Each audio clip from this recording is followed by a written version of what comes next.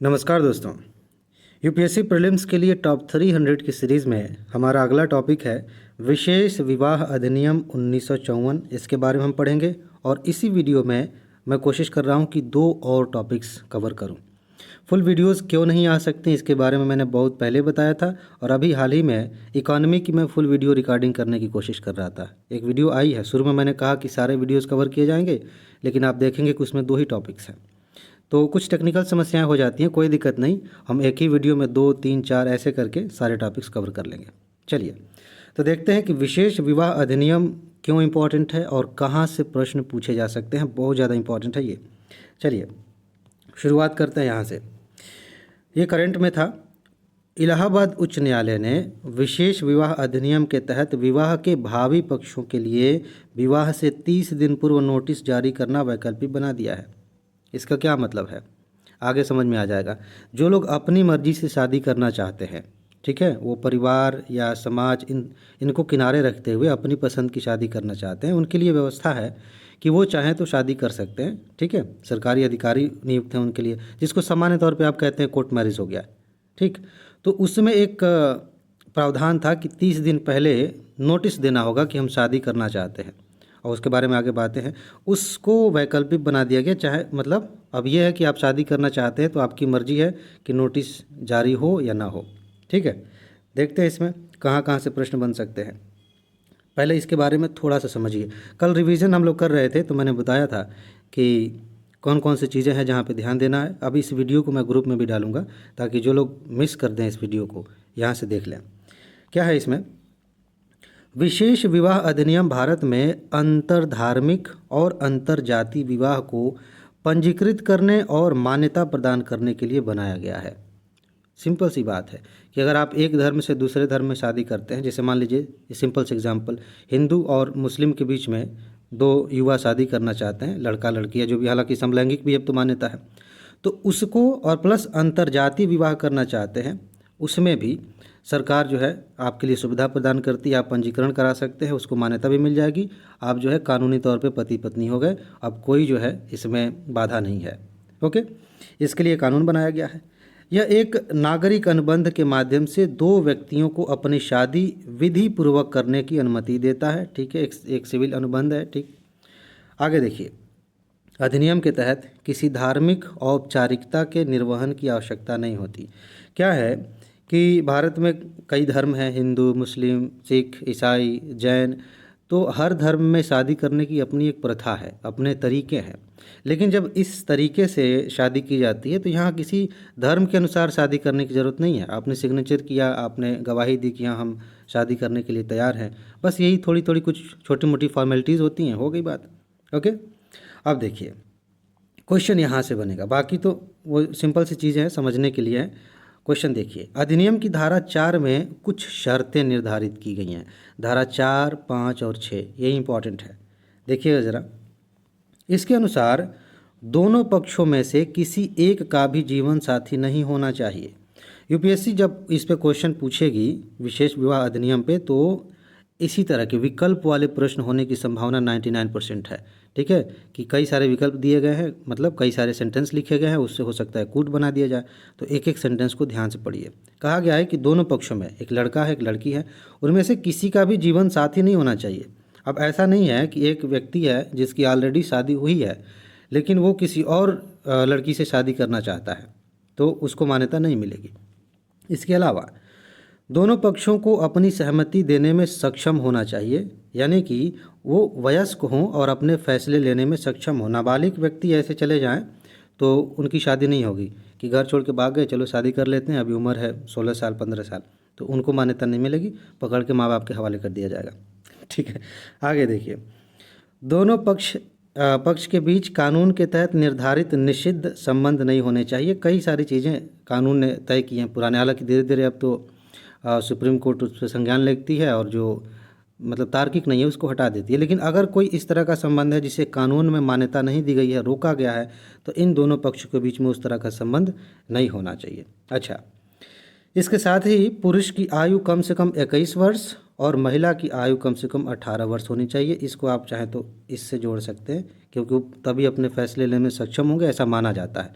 ठीक है, अब देखिए ज़रा इस पे आइए, धारा 5 और 6 क्या है। इन धाराओं के तहत इसी को तो वैकल्पिक बनाया गया है।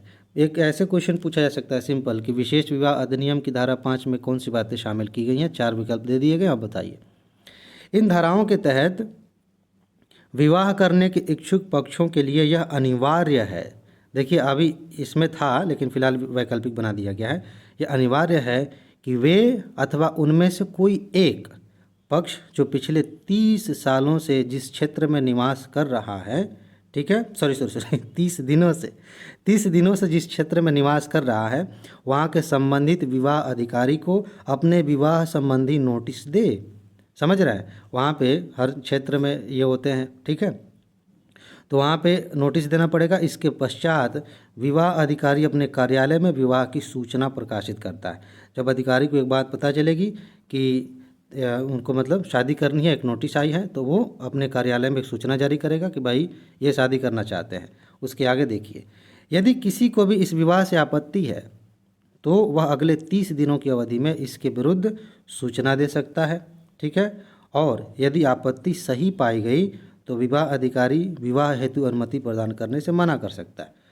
अब थोड़ा सा कॉमन सेंस लगाइए, क्या आपको नहीं लगता कि ये गड़बड़ था? अब जाहिर सी बात है कि ये घर परिवार के खिलाफ जाके शादी कर रहे हैं, ठीक, और 30 दिन पहले इन्हें नोटिस देना है और विवाह अधिकारी हल्ला कर दिया कि भाई ये शादी करना चाहते हैं, किसी को दिक्कत है? अरे सबको दिक्कत है भाई, भारतीय समाज अभी इतना विकसित नहीं हुआ है, बड़ी दिक्कत है। धीरे धीरे जो नई जनरेशन आ रही है वो समझदार होते जा रहे हैं, लेकिन पुराने ख्याल के लोग ना वो तो फट से पहुंच जाएंगे। कुछ लोग इतने भी वो नहीं है समझदार कि क्या करना है, नुकसान पहुंचा देते हैं, मारपीट शुरू कर देते हैं। तो ये एक समस्या थी, ठीक है। अब देखो फिर उच्च न्यायालय की आंख खुली, क्योंकि पिछले कुछ सालों में, 1-2 सालों में कई राज्यों ने इस तरह के कानून बनाए हैं जो अंतरधार्मिक, खासतौर से अंतरधार्मिक विवाह करने के रास्ते में बाधा बन सकते थे, ठीक है। और भी कई सारी चीज़ें थी, उस पर हम अलग से बात करेंगे। फिलहाल देखिए क्या हुआ। उच्च न्यायालय ने क्या टिप्पणी की, इंपॉर्टेंट है, ध्यान देने वाली बात है। ओहो एक मिनट, हाँ, तो न्यायालय ने कहा कि विवाह संबंधी नोटिस के अनिवार्य प्रकाशन से, ध्यान दीजिएगा, अनिवार्य प्रकाशन से संबंधित प्रावधान दोनों पक्षों की स्वतंत्रता और गोपनीयता संबंधी मौलिक अधिकारों का उल्लंघन करता है। सीधा सा दिख रहा है, एक अंधे को भी दिख जाएगा कि ऐसी समस्या है, ठीक है। विवाह में शामिल दोनों पक्षों को राज्य और गैर राज्य अभिकर्ता के हस्तक्षेप के बिना विवाह के लिए अपना जीवन साथी चुनने का अधिकार है। इसका मतलब क्या है कि मतलब राज्य और गैर राज्य अभिकर्ता का मतलब है कि सरकार हो चाहे कोई नागरिक हो, ठीक है, वो हस्तक्षेप न करें। इन्हें स्वतंत्रता है कि अपने हिसाब से अपना जीवन साथी ये चुन सकें, ठीक है। आगे देखिए, न्यायालय ने यह भी रेखांकित किया कि विवाह के लिए धर्मनिरपेक्ष कानून के बावजूद देश में अधिकांश विवाह धार्मिक रीति रिवाजों के अनुसार होते हैं। हमारे यहाँ जो कानून बनाया है वो एक तरह से लगभग समान है, हालांकि अभी भी कुछ चीज़ें ऐसी हैं जिसके लिए कहा जाता है कि समान नागरिक संहिता लाई जाए, वो अलग मुद्दा है, उसमें हम मेंस में बात करेंगे। लेकिन न्यायालय ने इस चीज़ को माना है कि धार्मिक रीति रिवाजों के अनुसार शादी होते हैं। न्यायालय ने कहा, ध्यान दीजिएगा, जब धर्म संबंधी व्यक्तिगत कानूनों के तहत विवाह से संबंधित नोटिस जारी करने अथवा आपत्ति दर्ज कराने की आवश्यकता नहीं होती, यानी कि जब आप अपने धार्मिक रीति रिवाजों के अनुसार शादी करते हैं तो आपत्ति करने की ज़रूरत नहीं है, तो ऐसी आवश्यकता धर्मनिरपेक्ष कानून में भी नहीं होनी चाहिए। सिंपल सी बात है कि जो लोग अपने धर्म की आज़ादी के अनुसार शादी करते हैं वहाँ तो कोई दिक्कत नहीं है, तो जो लोग उससे हट करके शादी करना चाहते हैं उनके रास्ते में रोड़ा क्यों अटका रहे हैं आप, ठीक है। अभी देखिए, तो क्या हो गया, वैवाहिक नोटिस प्रकाशित करना वैकल्पिक कर दिया गया। न्यायालय ने विशेष विवाह अधिनियम 1954 की धारा 5 और 6 के तहत प्रकाशन हेतु विवाह के दोनों पक्षों के लिए विवाह अधिकारी को विवाह से संबंधित नोटिस देना वैकल्पिक बना दिया है, यानी कि ये दोनों चाहें, ठीक है, तो ये कह सकते हैं कि हमारी निजता का उल्लंघन हो सकता है, हमारे माँ बाप बगल में ही रहते हैं, दौड़ के चले आएंगे, आप इसके बारे में किसी को मत बताइए, ठीक है। चलिए आगे देखिए, विवाह अधिकारी के लिए निर्देश क्या दिया गया है, ध्यान देना बहुत इंपॉर्टेंट है। यदि दोनों पक्ष लिखित रूप में नोटिस के प्रकाशन हेतु अनुरोध नहीं करते, मतलब दोनों पक्ष कहते हैं, लड़का भी कह रहा है लड़की भी कह रही है कि ठीक है लिख के दे रहा है, तो अगर ये लिख के नहीं देते तो विवाह अधिकारी इस तरह के नोटिस को प्रकाशित नहीं करेगा, ठीक है, बातें गुप्त रहेंगी। अथवा विवाह को लेकर आपत्तियां दर्ज नहीं करेगा। अगर कोई आता है आपत्ति दर्ज कराने, उसे भी शामिल नहीं किया जाएगा उसमें। हालांकि एक इसमें अभी एक छोड़ दिया गया, पूछ है इसकी अभी। हालांकि यदि अधिकारी को कोई संदेह है, ये तो फिर गड़बड़ हो गया, अधिकारी को कुछ ज़्यादा ही वो कर दिया आपने, तो वह तथ्यों के अनुसार उपयुक्त विवरण, प्रमाण पत्र, ये सब की मांग कर सकता है। लेकिन यहाँ पे ना आपको ध्यान देना होगा, मिसयूज हो सकता है कि कुछ ऐसी चीज़ उल्टी सीधे मांगने लगे, ये दिखाओ वो दिखाओ, जो है कागज़ लेके आओ, तो समस्या हो सकती है। लेकिन पहले से ज़्यादा काफ़ी चीज़ें आसान कर दी गई हैं। अब देखिए नीचे कुछ निर्णय दिए गए और उन निर्णयों के आधार पर यूपीएससी ने अब तक कम से कम 3-4 क्वेश्चंस पूछे हैं पिछले 5 सालों में। ध्यान दीजिएगा, इस निर्णय के आधार पर कह रहा हूँ, इसका मतलब ये नहीं कि निर्णय से ही क्वेश्चन आया था, हालांकि आया था निर्णय से भी। पहला देखिए, मतलब हाई कोर्ट ने किस बात को ध्यान में रखते हुए फैसला सुनाया है।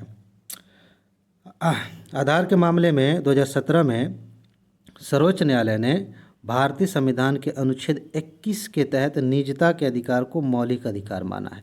जब से ये मौलिक अधिकार माना गया है तब से आर्टिकल 21 से लगातार प्रश्न यूपीएससी ने पूछे हैं और पीसीएस एग्जाम्स में भी आए हैं अलग अलग तरीके से, ठीक है। तो ये निजता का अधिकार ऊपर दिख ही रहा है कि भाई हमारी निजता है, ठीक है। आगे देखिए एक और मामला है, ये देखिए हादिया विवाह मामले में 2018 की बात है। सर्वोच्च न्यायालय ने साथी चुनने के अधिकार को एक मौलिक अधिकार माना था और ये कोई इत्तेफाक की बात नहीं थी कि 2019 में जब प्री एग्ज़ाम हुआ आईएएस का, तो उसमें सीधा सा प्रश्न ये पूछा गया था कि आप अपने पसंद की शादी करना चाहते हैं तो यह किस आर्टिकल के तहत आएगा। और मूल अधिकारों के कुछ आर्टिकल्स दे दिए गए थे, जैसे आर्टिकल 19, 21, इन्हीं दोनों के बीच में ज़्यादा लोग कन्फ्यूज थे, बाकी कुछ और आर्टिकल्स दिए गए थे, ठीक है। तो इसको आधार बना के यूपीएससी ने क्वेश्चन पूछ लिया, ठीक है, ये निहित है उसमें। आगे देखिए एक और है, नवतेज सिंह जौहर बनाम भारत संघवाद 2018 में हुआ था। इसमें सर्वोच्च न्यायालय ने समलैंगिकता को आईपीसी की धारा 377 से अलग करते हुए समलैंगिकता को अपराध की श्रेणी से बाहर कर दिया गया था। ये अपने आप में एक इम्पॉर्टेंट मामला है और प्री में इसी को लेकर के सारे कंटेक्स्ट से अलग हट करके अपने आप में स्वतंत्र से क्वेश्चन पूछा जा सकता है, ठीक है। तो ये कौन सा मामला है, नवतेज सिंह जौहर मामला, और इसमें समलैंगिकता को अपराध की श्रेणी से बाहर किया गया। पहले जो है आईपीसी की धारा के तहत अगर दो समलैंगिक जैसे लड़का लड़का या लड़की लड़की आपस में शादी करते हैं तो वो अपराध माना जाएगा, अभी नहीं माना जाएगा, ठीक है। चलिए वापस आते हैं कहानी पे। इस निर्णय का महत्व क्या है, क्योंकि क्वेश्चन ऐसे भी फ्रेम किया जा सकता है। इस निर्णय ने विवाह के लिए धर्म परिवर्तन के मामलों में कमी आएगी। इस निर्णय से सही बात है, क्योंकि विशेष विवाह अधिनियम 1954 के तहत होने वाली देरी कई जोड़ों को धर्म परिवर्तन कर विवाह करने को मजबूर कर देती है। जैसे मान लीजिए सिंपल से एग्जांपल, 30 दिन पहले नोटिस दिया गया, माँ बाप को पता चल गया अलग अलग धर्म के हैं, वो आके मजबूर करेंगे या तो धर्म बदल लो फिर शादी करो। अब वो किसी भी पक्ष से हो सकता है, लड़का पक्ष से लड़की पक्ष से, ठीक है। तो दिक्कत है, अब पहले कई बार ऐसा हो भी चुका है, तो उसमें कमी आएगी। इसके अलावा देखिए यह अंतर धार्मिक और अंतर जातीय विवाह में आने वाली बाधाओं को समाप्त करेगा, जिससे सही मायनों में धर्मनिरपेक्षता और समतावाद के आदर्शों को बढ़ावा मिलेगा। ये तो ठीक है, आप वैसे भी समझ रहे हैं, ओके। ये देखिए यह अंतर धार्मिक और अंतर जातीय जोड़ों को अशांत तत्वों का निशाना बनने से बचाएगा, क्योंकि बहुत सारे ऐसे लोग हैं ना कि एक कहावत है, यहाँ फिट तो नहीं बैठेगी लेकिन क्या कहते हैं, बेगानी शादी में अब्दुल्ला दीवाना, इस टाइप का। तो दीवाना तो नहीं कोई होता, दुश्मन जरूर हो जाता है कि शादी कोई और कर रहा है, धर्म किसी और का है, परिवार पता नहीं, समाज से कोई एक आदमी खड़ा होकर उसको पता नहीं कौन सी दिक्कत हो जाती है, वो लोग आकर परेशान करने लगते हैं। तो उनसे भी बचाएगा, जल्दी से शादी हो जाएगी, ठीक है, मामला शांत हो जाएगा, ओके। तो इसमें यह है, और उसके बाद अगला जो टॉपिक है इसको हम करेंगे राष्ट्रीय सफाई कर्मचारी आयोग। तो अब हम बात करेंगे राष्ट्रीय सफाई कर्मचारी आयोग के बारे में। इंटरेस्टिंग है, कई सालों से चर्चा में है। फिलहाल इसकी वजह देखिए, केंद्रीय मंत्रिमंडल ने राष्ट्रीय सफाई कर्मचारी आयोग के कार्यकाल को 31 मार्च 2022 के बाद अगले 3 वर्ष के लिए बढ़ाने को मंजूरी दे दी है। बड़ी इंटरेस्टिंग कहानी है, इसको ऐसे ही बढ़ा के काम चलाया जा रहा है, ठीक है। आगे देखेंगे इसके बारे में कहाँ कहाँ से प्रश्न बन सकते हैं। देश में सफाई कर्मचारी और पहचाने गए हाथ से मैला ढोने वाले प्रमुख लाभार्थी इसके होते हैं, ठीक है। एक चीज़ यहाँ देखिए थोड़ा सा, मैनुअल स्कैवेंजिंग, इस पे क्वेश्चन आए हैं, मेंस में भी मेरे ख्याल से क्वेश्चन आया है। इस मतलब किसे कहते हैं? सार्वजनिक सड़कों और सूखे शौचालयों से मानव मल को हटाने, सेप्टिक टैंक, नालियों और सीवर की सफाई के रूप में इसे परिभाषित किया जाता है। ठीक है, हाथ से आदमी खुद ये सब काम करता है, इसको कहते हैं। आगे देखिए, इस आयोग के बारे में देख लेते हैं, राष्ट्रीय सफाई कर्मचारी आयोग। अब जहाँ भी NCS लिखा होगा तो आप समझ जाइए राष्ट्रीय सफाई कर्मचारी आयोग की बात हो रही है, क्योंकि हर जगह ये पूरा फुल फॉर्म में नहीं लिखा है। इसकी स्थापना हुई थी 1993 में और इसके लिए बाकायदा एक अधिनियम बना था। ठीक है, और यहाँ क्या लिखा है, इसके प्रावधानों के अनुसार सरकार को सफाई कर्मचारी के कल्याण के लिए विशिष्ट कार्यक्रमों के संबंध में अपनी सिफारिशें देने के लिए इसकी स्थापना की गई थी। ठीक, लेकिन आगे क्या हुआ? राष्ट्रीय सफाई कर्मचारी आयोग अधिनियम 29 फरवरी 2004 को अप्रभावी हो गया, प्रभावी नहीं रहा, अधिनियम खत्म हो गया। उसके बाद इसके कार्यकाल को समय समय पर प्रस्तावों के माध्यम से एक गैर सांविधिक संस्था के रूप में बढ़ाया गया है, और यही कीवर्ड है, गैर सांविधिक संस्था। एक होता है संवैधानिक, एक होता है सांविधिक और एक है गैर सांविधिक। क्या मतलब है? इस पे क्वेश्चन आते हैं, बहुत सारे लोगों को हवा नहीं लगती क्या है। मैंने कई बार बताया है, अगर संविधान में कोई आर्टिकल दिया गया, अनुच्छेद है, उसके तहत किसी संस्था का निर्माण होता है, कोई बॉडी बनती है, कोई आयोग बनता है, तो वो संवैधानिक है। अगर किसी कानून के तहत वो बनता है तो वो सांविधिक है, जैसे कि यहाँ लिखा है, उसको विधिक भी कह सकते हैं, कानूनी भी कह सकते हैं। ओके, और अगर इनसे अलग किसी प्रस्ताव के माध्यम से बना है, कोई बॉडी बनी है, तो उसे गैर सांविधिक कहते हैं, जैसे कि सामने आपके है। इसके अलावा आप नीति आयोग के ले सकते हैं, बड़ी एग्जाम्पल है। नीति आयोग को किसी कानून के तहत नहीं बनाया गया है, योजना आयोग को भी किसी कानून के तहत नहीं बनाया गया था, सरकार के प्रस्ताव से बनी है। ओके, तो ये सबसे मेन कीवर्ड है। इसके बाद इसके काम और बाकी चीज़ों पे बात करेंगे, और कुछ कानून बने हैं, कुछ योजनाएं आई हैं, उन पे भी बात करेंगे। देखिए यहाँ पे क्या लिखा है, सफाई कर्मचारियों के कल्याण के लिए विशिष्ट कार्यक्रमों के संबंध में यह सरकार को अपनी सिफारिशें देता है। सफाई कर्मचारियों के लिए मौजूदा कल्याण कार्यक्रमों का अध्ययन और मूल्यांकन करता है। ये सिंपल है, इस पे पूछा जाए ना, इसके काम से संबंधित कोई लाइन हो तो आप समझ जाएंगे सफाई कर्मचारियों से संबंधित बात है। ओके, यहाँ देखिए ज़रा, मैनुअल स्कैवेंजर्स के रूप में रोजगार के निषेध और उनके पुनर्वास अधिनियम 2013 के प्रावधानों के अनुसार एक अधिनियम बना था। अभी इसके बारे में पढ़ेंगे लास्ट में। ठीक है, अनुसार ये जो आयोग है, इसको अधिनियम के कार्यान्वयन की निगरानी करने, केंद्र और राज्य सरकारों को इसके प्रभावी कार्यान्वयन के लिए निविदा सलाह देने, अधिनियम के प्रावधानों के उल्लंघन या कार्यान्वयन संबंधी शिकायत की जांच करने का काम सौंपा गया है। सिंपल सी बात है।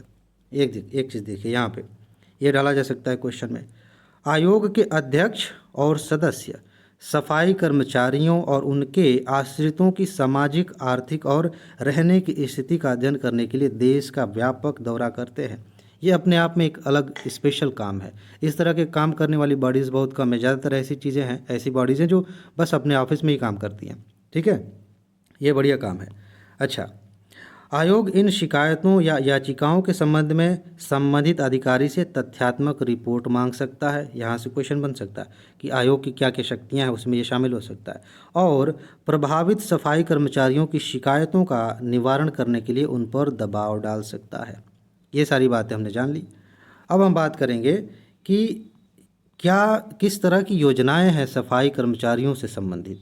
ठीक है, ये देखिए ज़रा, अत्याचार निवारण अधिनियम, ये डायरेक्ट तो उससे नहीं जुड़ा था, लेकिन इसमें भी इस अधिनियम में भी कुछ ऐसी बातें थीं जो इन कर्मचारियों की सहायता के लिए, इनके जीवन को बेहतर बनाने के लिए काम आ सकती हैं। उनसे संबंधित प्रावधान थे।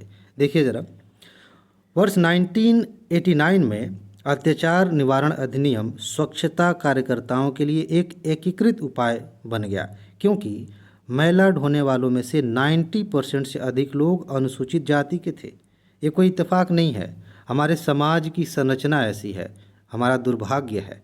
ठीक है, वर्तमान में यह मैला ढोने वालों को निर्दिष्ट पारंपरिक व्यवसायों से मुक्त करने के लिए एक महत्वपूर्ण मील का पत्थर बन गया है। इस कानून के बारे में आप जानेंगे। देखिए, कई बार ऐसा होता है, यूपीएससी ने क्वेश्चन पूछा है कि कोई मुद्दा दे दिया गया और इस मुद्दे को सॉल्व करने के लिए, इस समस्या को हल करने के लिए जो कानून बनाए गए 1, 2, 3, 4, मान लीजिए कई लाइनें खींच दी, ये ले लेते हैं, ठीक है। इनमें से कौन कौन से कानून इससे जुड़े हुए हैं, इस तरह के कई प्रश्न पूछे गए हैं।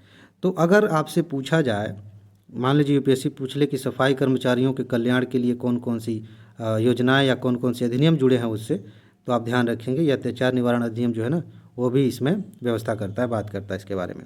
आगे, सफाई मित्र चुनौती, सुरक्षा चुनौती, इसका क्या है, ठीक है। एक चैलेंज की शुरुआत की गई थी। इसे आवास और शहरी मामलों के मंत्रालय द्वारा 2020 में विश्व शौचालय दिवस पर लॉन्च किया गया था। 19 नवंबर को शौचालय दिवस मनाया जाता है। क्यों मनाया जाता है? ताकि लोगों को इस बारे में जागरूक किया जाए कि वो खुले में ना जाएं शौच करने, शौचालय की साफ़ सफाई रखें, जिससे बीमारियां कम हो, ये सब इस तरह की बातें, ठीक है। सरकार ने सभी राज्यों से अप्रैल 2021 तक सीवर सफाई को मशीनीकृत करने हेतु इस चुनौती का शुभारंभ किया है कि जितने भी राज्य हैं वो सीवर की सफाई मशीन से करें।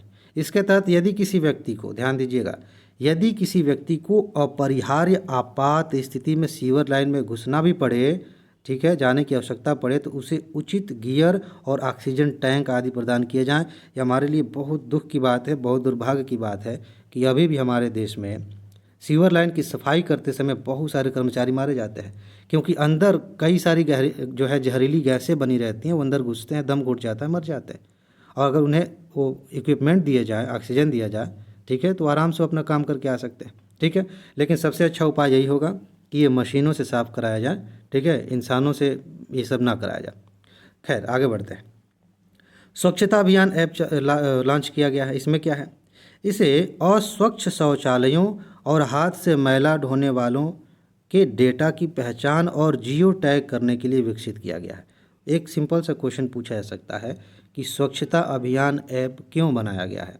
तो आप ये वाला सेंटेंस खोजिएगा कि जो अस्वच्छ शौचालय हैं, जो सफाई नहीं किए गए हैं, ठीक है, और हाथ से जो लोग मैला उठाते हैं, उनके डेटा की पहचान करना, उनका जियो टैगिंग करना, ठीक है, इसके लिए बनाया गया है ताकि अस्वच्छ शौचालयों को सैनिटरी शौचालयों से प्रतिस्थापित किया जा सके, ठीक है, उसको और बेहतर किया जा सके, और हाथ से मैला ढोने वालों को गरिमापूर्ण जीवन प्रदान करने के लिए उनका पुनर्वास किया जा सके। बहुत ज़्यादा इंपॉर्टेंट चीज़ है, ठीक है। बहुत सारे लोग फंसे हुए हैं, उनका पुनर्वास करने की बहुत ज़्यादा ज़रूरत है। आगे देखिए, राष्ट्रीय सफाई कर्मचारी वित्त और विकास निगम, ये बनाया गया है। ये सब एक ही मुद्दे से संबंधित हैं, इनके बारे में थोड़ा समझिए, बहुत इंपॉर्टेंट है, इस पर अलग से क्वेश्चन आ सकता है। यह सामाजिक न्याय और आधिकारिक मंत्रालय के तहत एक गैर लाभकारी कंपनी है। एक तो क्वेश्चन यहीं से बन सकता है कि यह किस मंत्रालय के तहत आता है? सामाजिक न्याय और अधिकारिता मंत्रालय, ठीक है, इसके तहत एक गैर लाभकारी कंपनी है।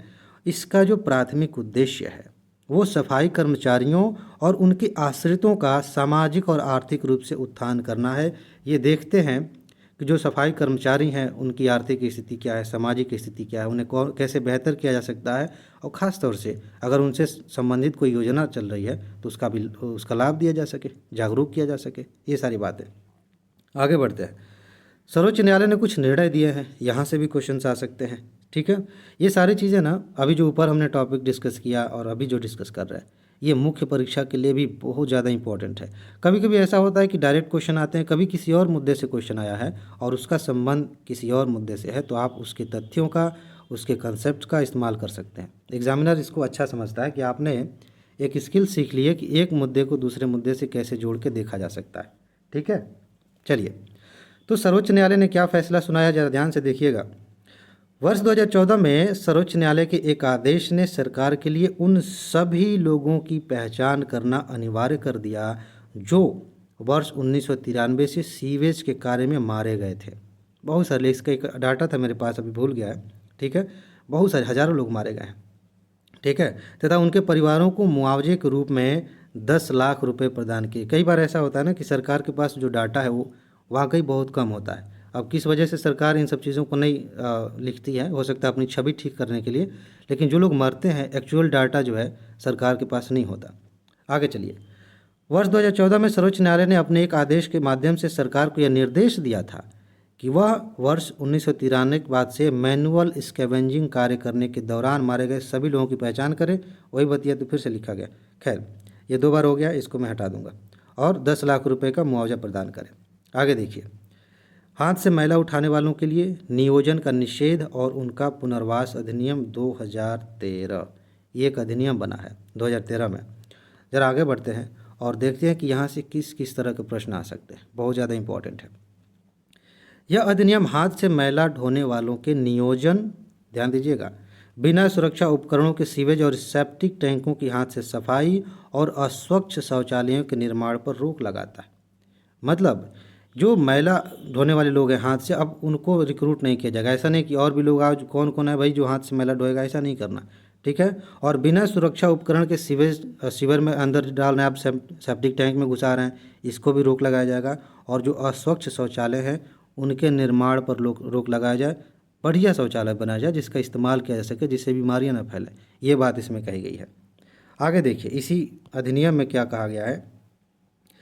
किसी भी व्यक्ति, स्थानीय प्राधिकरण या एजेंसी जैसे कि नगर निगम है, उनको सीवर और सेप्टिक टैंक की सफाई के लिए लोगों को नियुक्त या नियोजित नहीं करना चाहिए। वही ऊपर बात मैंने स्पष्ट कर दी। और सेप्टिक टैंकों की यंत्रीकृत सफाई एक निर्धारित मापदंड है। इसमें कहा गया है कि मशीन से सेप्टिक टैंक की सफाई की जानी चाहिए, एक मापदंड बनाया गया है। आगे देखिए एक और बात है, यह मैनुअल मैला ढोने वालों का पुनर्वास करने और उनके वैकल्पिक रोजगार प्रदान करने का प्रयास करता है। कौन? ये अधिनियम। इसमें व्यवस्थाएं की गई हैं कि कैसे इनको इस रोजगार से निकाला जाए, इनका पुनर्वास किया जाए, कुछ और रोजगार दिया जाए। इससे संबंधित सरकारी योजनाएं लेके आती रहती है।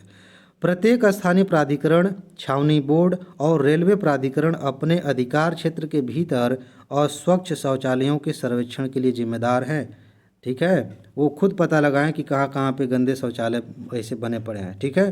तथा वे कई स्वच्छता सामुदायिक शौचालयों का भी निर्माण करेंगे। ये बात कही गई है इस अधिनियम में। आगे बढ़ते हैं।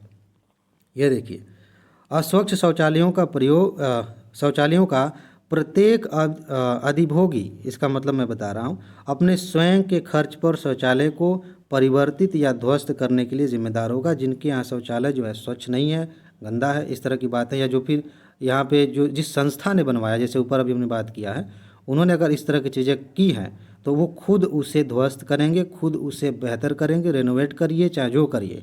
और यदि वो ऐसा करने में विफल रहते हैं, ठीक है, तो क्या होगा, तो स्थानीय प्राधिकारी शौचालय को परिवर्तित करेगा और उससे लागत वसूल करेगा कि भाई ठीक है, आपसे नहीं हो पा रहा, हम कर दे रहे हैं, पैसा दो, ज़बरदस्ती भी कर देगा, ठीक है।